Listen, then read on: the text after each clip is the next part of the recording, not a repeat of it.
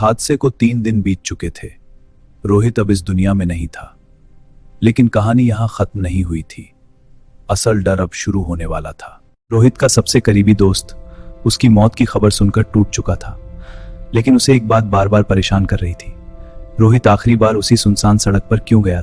अब ने फैसला किया, वो खुद उस जगह जाएगा जहां रोहित आखिरी बार देखा गया था। रात के ठीक 12 बजे अमित उसी सड़क पर पहुंचा।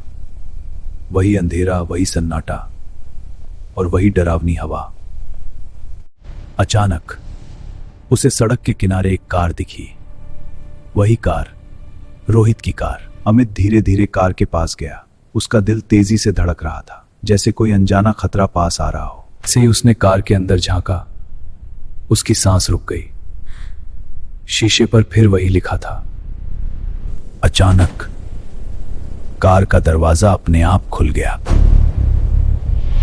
जैसे ही वो कार के अंदर बैठा, अचानक उसके सामने वही घर दिखाई दिया जो रोहित ने देखा था। अमित समझ चुका था, वो अब उसी जगह आ चुका है जहां से कोई वापस नहीं आता। घर का दरवाजा इस बार पहले से ही खुला था, जैसे कोई उसका इंतजार कर रहा हो। अमित अंदर गया और अचानक उसे किसी की आवाज सुनाई दी।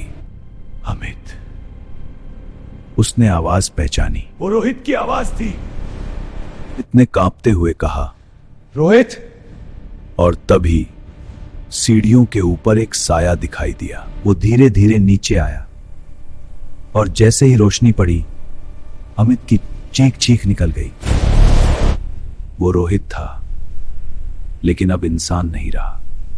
उसकी आंखें काली थीं और चेहरा जला हुआ। तुम आ ही गए, रोहित ने मुस्कुराते हुए कहा। अब तुम भी नहीं होगे। अचानक वही काला दरवाजा फिर खुला और अंदर से वही आवाज आई। अमित भागने की कोशिश करता है, लेकिन दरवाजा उसे अपनी तरफ खींच लेता है। और फिर अगली सुबह लोगों को सड़क पर एक और कार मिली, लेकिन इस बार 2 लोग गायब थे। उस घर में अब 2 साए और जुड़ चुके थे, जो अगली रात किसी और का इंतजार कर रहे हैं।